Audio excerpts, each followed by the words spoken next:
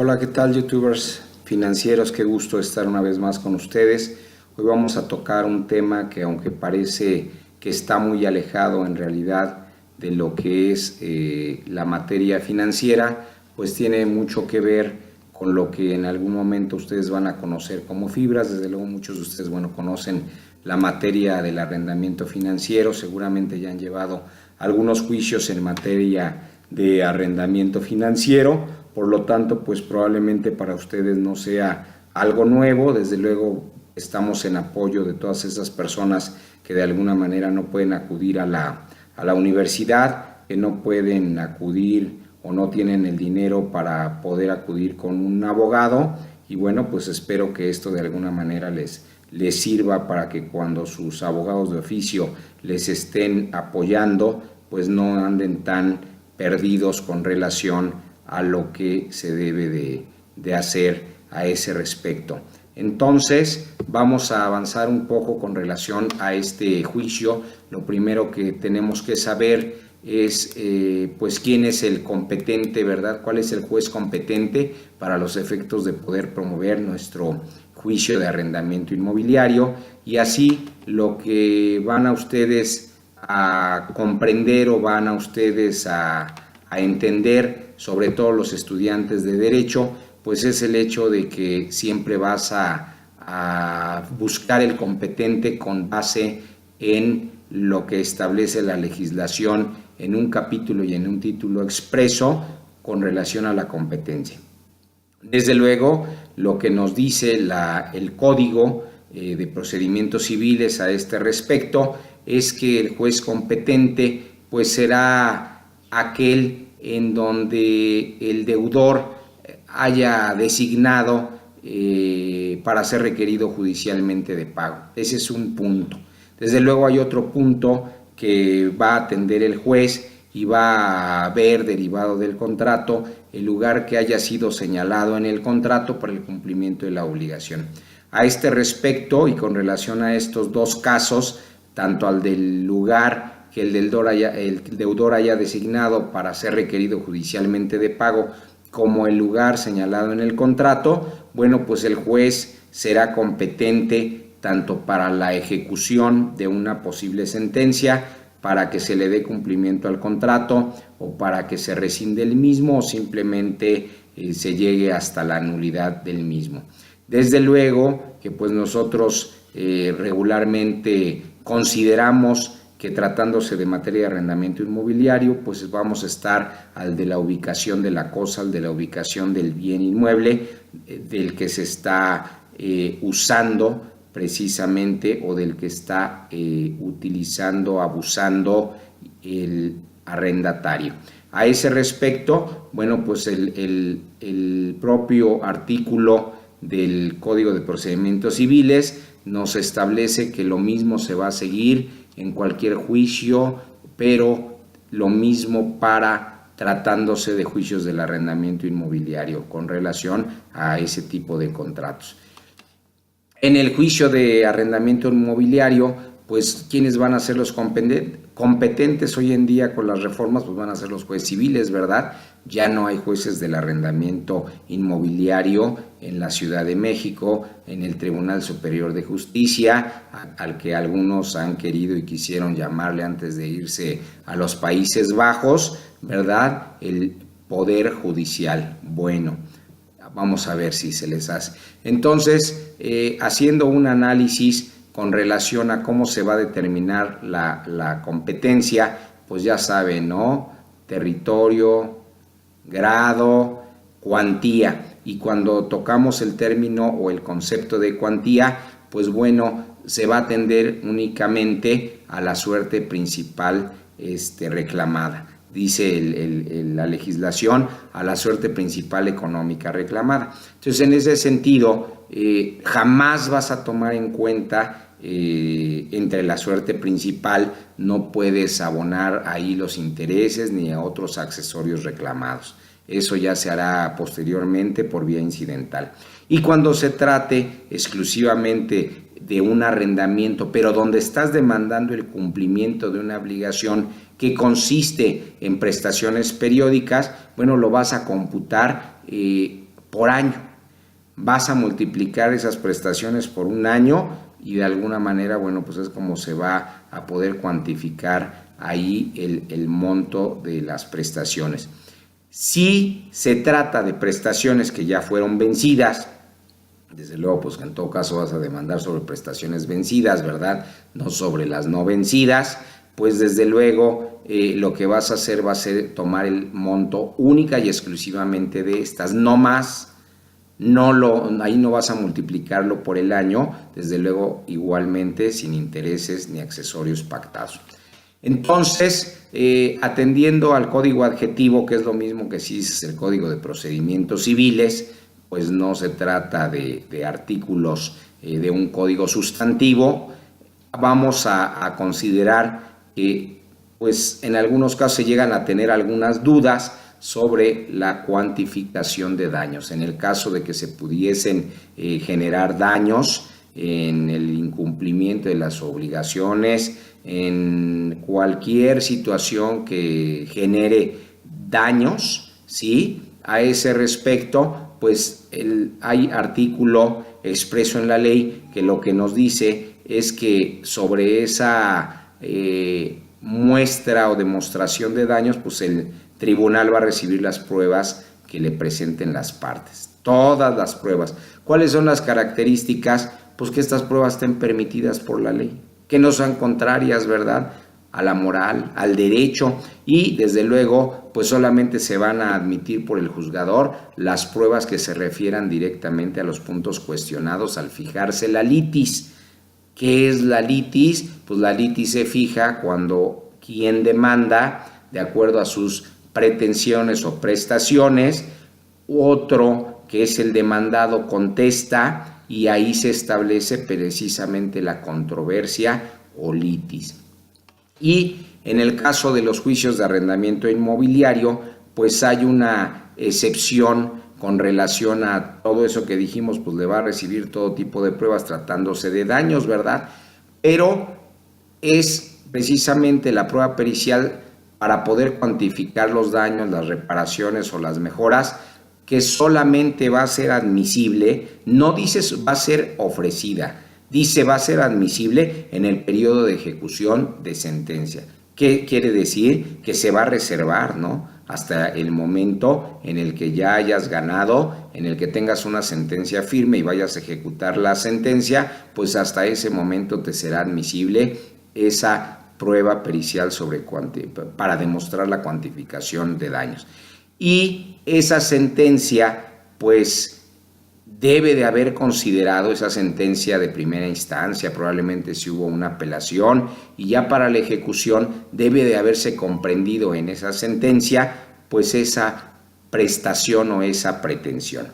Asimismo, pues bueno, tratándose de informes que deban rendirse en dichos juicios, es decir, ya no estamos hablando de la prueba pericial, sino de informes que deban rendirse a ese respecto sobre ese juicio o sobre esa cuantificación de daños, pues desde luego siempre van a ser recabados por la parte interesada. Igual que las pruebas, recuerden que solamente hay excepciones que deberán acreditar y así deberá tenerlas por aceptadas el señor juez para poder brindar el auxilio. Desde luego, pues hay pruebas en cualquier tipo de procesos que a veces tienen que desahogarse fuera de la Ciudad de México o fuera del país. Acuérdense que se hace a través de una figura mediante la cual se envía un exhorto o se envía una carta rogatoria, y a ese respecto, bueno, pues aquí lo que nos establece la legislación es que se recibirán siempre a petición de parte y dentro del término de 60 y 90 días naturales. Estamos hablando del desahogo, no de la petición para el ofrecimiento de la prueba. Entonces, en ese sentido, pues hay que cumplir ciertos requisitos. ¿Cuáles son esos requisitos?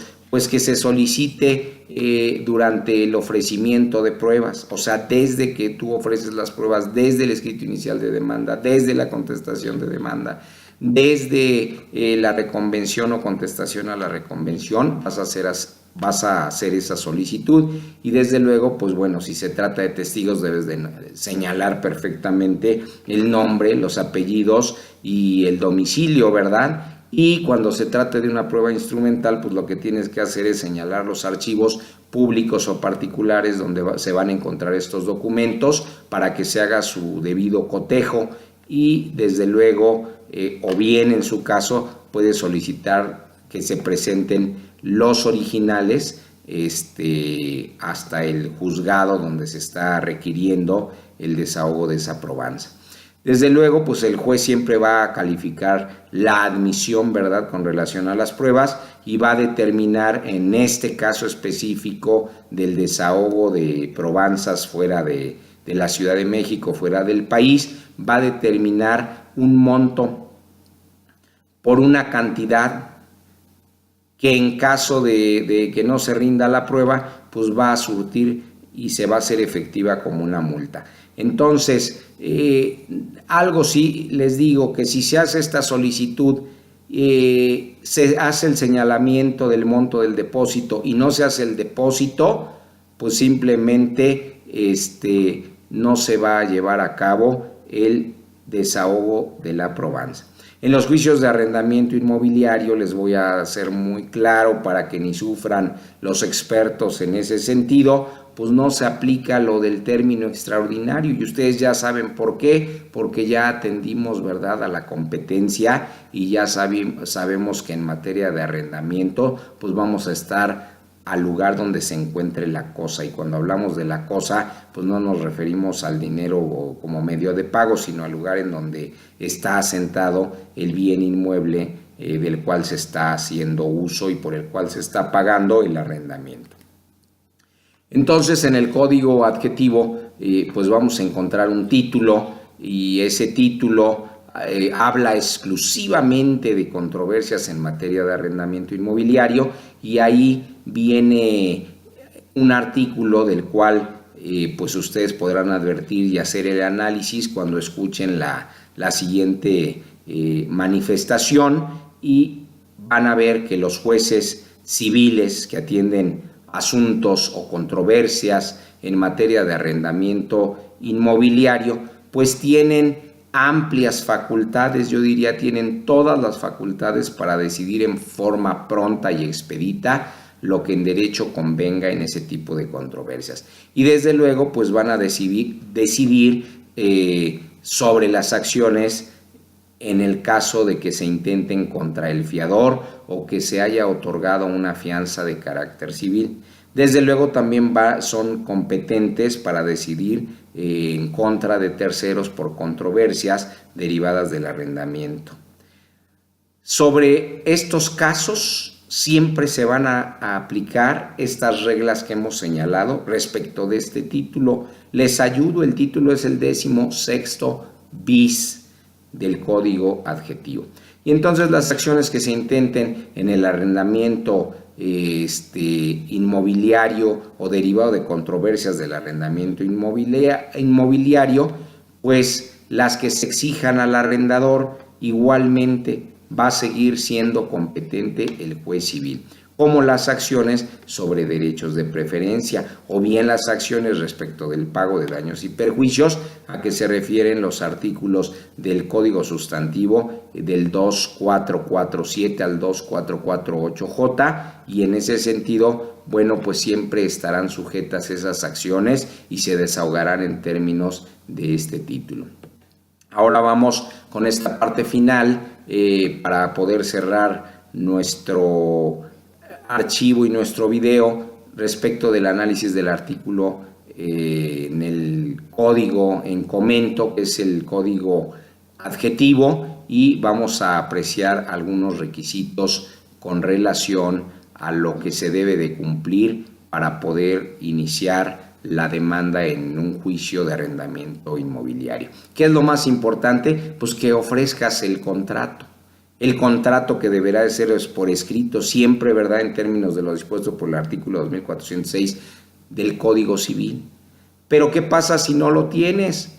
¿Qué pasa si en un momento dado no cuentas con él? Pues bueno, tienes la posibilidad de hacer conseguir a través de unos medios mediante los cuales vas a preparar tu juicio para conseguir precisamente la confesión por parte ya sea del arrendador o ya sea, en este caso va a ser del arrendador porque es al que se le atribuye la falta de un contrato por escrito, pero en realidad la legislación adjetiva nos deja pensando en que a lo mejor sí puede haber un contrato que no esté por escrito y sin embargo, aún así, sin preparar el juicio, pues puedo demandar. ¿Cuándo? Cuando precisamente derivado de la ausencia de la falta de este contrato, a ti te estén causando perjuicios.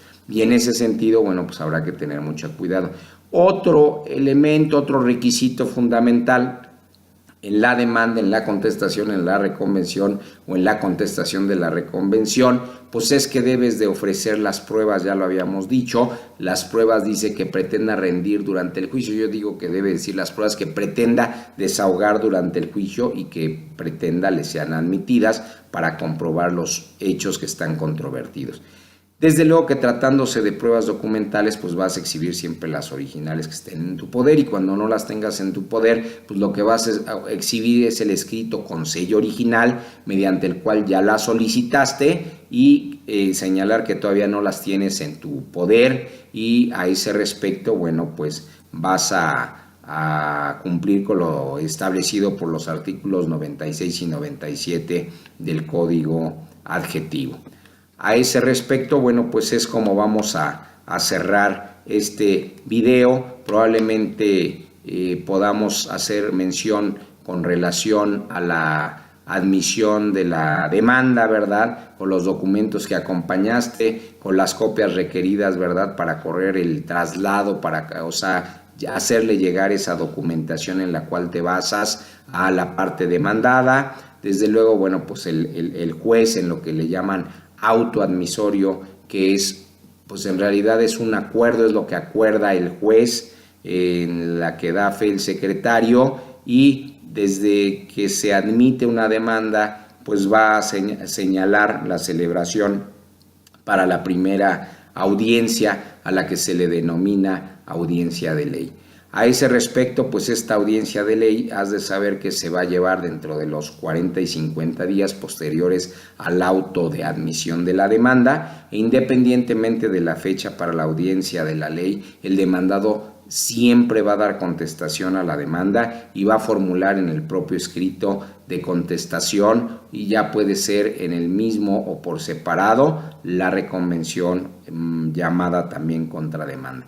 Y el término que tiene el demandado para poder hacer lo anterior, dar la contestación o en un momento dado hacer la reconvención, pues será de 5 días hábiles siguientes a la fecha del emplazamiento. Entonces te doy las gracias por escucharme, vamos a seguir con estos videos y en realidad pues espero te sirvan de mucho y yo pueda estar apoyando a mi sociedad y a mi México amado. Gracias.